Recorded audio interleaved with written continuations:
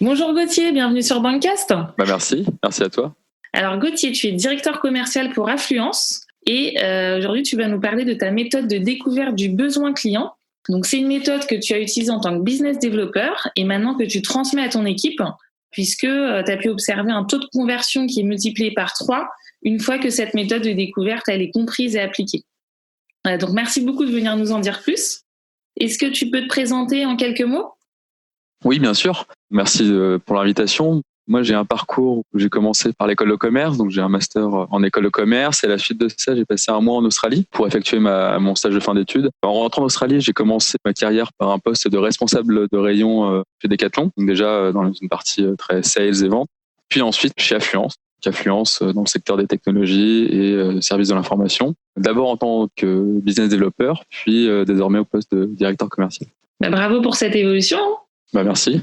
Alors justement, est-ce que tu peux nous en dire un petit peu plus sur ce que vous faites chez Affluence pour qu'on ait du contexte ? Oui, donc Affluence, c'est une entreprise en B2B2C. On propose, nous, une solution permettant aux établissements accueillant du public de pouvoir gérer en temps réel leur affluence, donc que ce soit à la fois le temps d'attente ou le taux d'occupation, et de communiquer l'information auprès des visiteurs, avec des prévisions d'affluence sur toute la journée. Et aujourd'hui, on rassemble plus de 500 établissements et 700 utilisateurs de notre application mobile. Et alors, l'idée, c'était que tu nous parles de tes techniques justement que tu utilises pour faire une bonne phase de découverte du besoin client et qui te permettent d'avoir justement un plus grand nombre de prospects qui se transforment en clients après un rendez-vous. Oui, c'est ça. C'est vrai que le besoin client, en tout cas, sa découverte est essentielle dans le process de closing, dans le process commercial. Et c'est important de pouvoir mener un entretien de découverte qui permet de vérifier sur mon équipe, de doubler, voire tripler un taux de conversion. Moi, récemment, j'ai pu observer des taux pouvant passer de 7 à environ 20% de conversion grâce à la découverte du besoin client qui est essentiel. D'accord. Alors, est-ce que tu peux nous expliquer justement la méthode ? Oui. Aujourd'hui, nous, on travaille de plus en plus avec des piscines qui ont des besoins, on va essayer de découvrir ensemble, mais en termes d'affluence, disons que les piscines sont des établissements qui sont très fréquentés et souvent fréquentés aux mêmes heures, donc souvent aux heures de pointe, justement, quand les personnes sortent du travail et qu'elles veulent faire des longueurs. Du coup, pour nous, c'est un marché qui est identifié, qui est très important. Et si je veux décrypter finalement comment on s'y prend pour découvrir le besoin, la découverte du besoin dans une piscine. Donc il y a plusieurs étapes. D'abord, la première étape, c'est de bien préparer le rendez-vous commercial. Donc en fait, la phase de découverte, elle se déroule en amont finalement du rendez-vous commercial. Donc, tout d'abord, nous, notre clé d'entrée, c'est toujours l'affluence. Est-ce qu'il y a du monde ou pas dans l'établissement en question ? Donc ce qu'on va commencer par faire, c'est identifier un profil pour cette piscine. Dans quelle catégorie cette piscine pourrait rentrer ? Est-ce que c'est une piscine où il y a beaucoup de monde ? Est-ce que c'est une piscine où il y a peu de monde ? Et ça va nous donner déjà des premiers indicateurs sur qu'est-ce que nous, on va devoir mettre en avant pendant la réunion commerciale. Si je schématise concrètement, une piscine où il y a beaucoup de monde, potentiellement la piscine, les gestionnaires de la piscine vont être intéressés peut-être par des outils de mesure. S'il y a peu de monde, ils vont plutôt être intéressés peut-être par des outils de visibilité et de communication justement autour du fait qu'il y a peu de monde dans la piscine. Voilà. Donc ça nous donne déjà des premières idées. Pour ce faire, on va chercher par exemple sur Google, sur TripAdvisor pour voir s'il y a des avis liés à l'affluence. Souvent en fait, quand une personne se plaint, il y a beaucoup de chances qu'elle se plaint par rapport à des conditions d'accueil et des conditions de visite qui sont pas forcément optimales et souvent par rapport à l'affluence. J'ai eu trop de monde dans ma piscine, c'est désagréable parce qu'il y avait beaucoup trop d'enfants, hein, ça arrive aussi. Voilà. Donc, on va chercher sur Google, sur TripAdvisor. Et après, donc, au-delà de l'affluence, on va aussi comprendre finalement le process de décision interne au niveau de la piscine, où elle se situe. Est-ce que c'est une piscine d'une petite municipalité ? Quel pouvoir de décision vont avoir les interlocuteurs, les gestionnaires de cette piscine vis-à-vis de la municipalité ? Je prends l'exemple d'une ville comme Marseille versus un petit village, où une ville comme Marseille va peut-être avoir beaucoup plus de budget qu'un petit village, mais pour autant, le processus de décision va être beaucoup plus complexe. On va s'inscrire dans un gros organigramme avec pas mal d'étapes avant de pouvoir conclure. Donc là, ce qu'on peut faire, c'est effectivement consulter la taille de l'agglomération, consulter le poste de notre prospect, quel poste il tient au sein de l'organigramme, et aussi chercher l'organigramme, qui est en général pour les plus grosses agglomérations publiques. Voilà. Et avec toutes ces informations, on a déjà une première base de travail qui va nous permettre d'arriver serein en rendez-vous. D'accord. Et alors justement, c'est hyper important cette phase de préparation, mais est-ce qu'il n'y a pas des fois où ça peut jouer un peu des tours parce qu'on arrive, on pense savoir, en plus on est content du coup de montrer qu'on sait, alors qu'en fait, c'était pas forcément des informations à jour ou véridiques.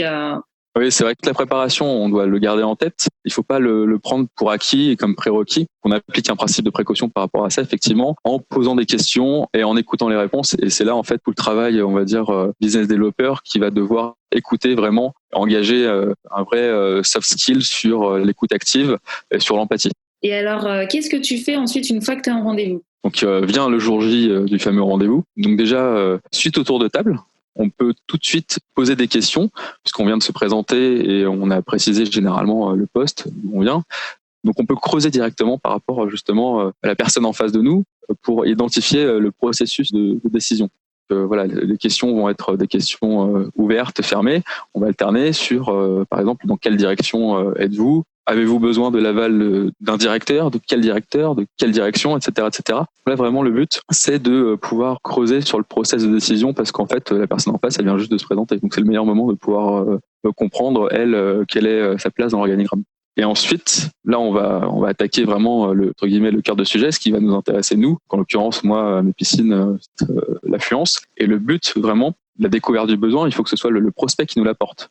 C'est-à-dire que c'est le prospect qui doit livrer les besoins par lui-même. Et s'il le fait grâce aux questions que nous allons lui poser en début de rendez-vous, on va s'assurer d'un rendez-vous serein où il ne reste plus qu'à adapter notre discours commercial. Et en fait, les réponses étant apportées sur un plateau, entre guillemets, on n'a plus qu'à dérouler et qu'à bien conclure.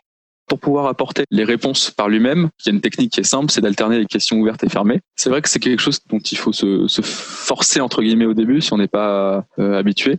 Mais pour se forcer, la meilleure façon de poser les questions, c'est de les préparer. Tout simplement, préparer vraiment ces questions de découverte en amont et ne pas hésiter à demander toujours pourquoi. Pourquoi c'est intéressant. Et enfin, le plus important, finalement, c'est d'écouter les réponses et de faire preuve d'empathie. Voilà. Donc, si on arrive à faire tout ça, on va amener le prospect à livrer ses besoins. Donc là, on va prendre un cas concret, toujours sur la piscine. Effectivement, là, je vais reparler d'affluence. Donc, nous, l'idée sur affluence, sur les piscines notamment, le produit qu'on aimerait vendre, c'est de pouvoir, et c'est là notre valeur ajoutée, mesurer l'affluence par bassin et par ligne d'eau. Pourquoi? Parce que finalement, aujourd'hui, dans les piscines sont équipées souvent à l'entrée de tourniquets qui comptent et qui décomptent les personnes passant par le tourniquet. Mais c'est un système qui est pas si fiable que ça parce que dès que vous avez un groupe qui passe, par exemple un groupe de scolaires, la personne en charge va lever le tourniquet. Du coup, les personnes vont plus être comptées. Vous avez un problème de comptabilisation. Et ensuite, en fait, ça donne qu'une information partielle parce que finalement, vous avez juste la mesure globale, entre guillemets, de l'affluence dans l'établissement et vous l'avez pas de manière plus précise par bassin,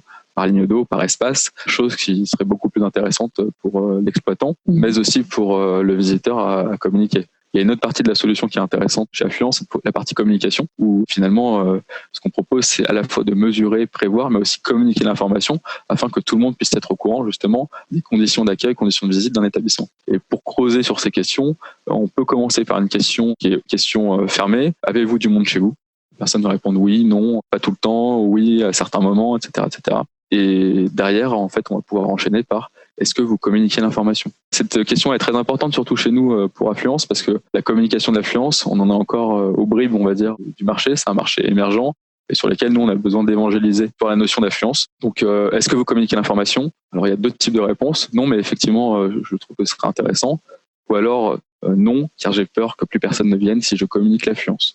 Et là, ça nous permet aussi de mettre en avant directement dès le début du rendez-vous un pain point pour la personne en face qu'on va pouvoir lever parce que nous, on a plein d'arguments pour pouvoir justement dire au contraire qu'on a besoin de communiquer l'affluence.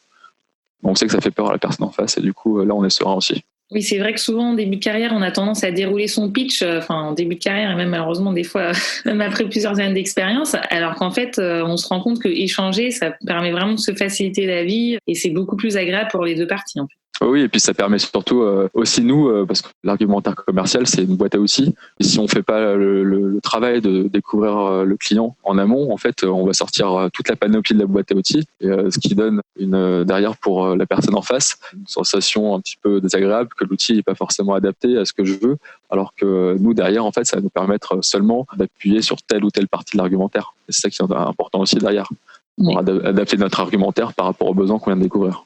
Et donc, ces questions de découverte que tu connais bien maintenant, que tu as préparées, que tu peux réutiliser, tu les poses systématiquement toutes ou parfois seulement quelques-unes?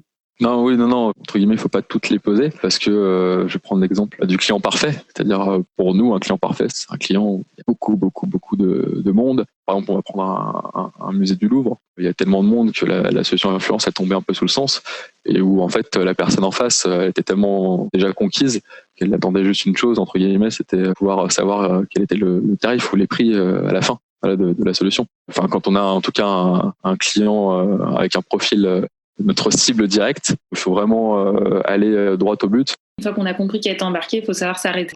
D'accord. Ok, écoute, c'est très clair. Merci beaucoup, Gauthier, pour ce partage. C'est super intéressant. Mais merci à toi. Merci, à bientôt. À bientôt. Au revoir.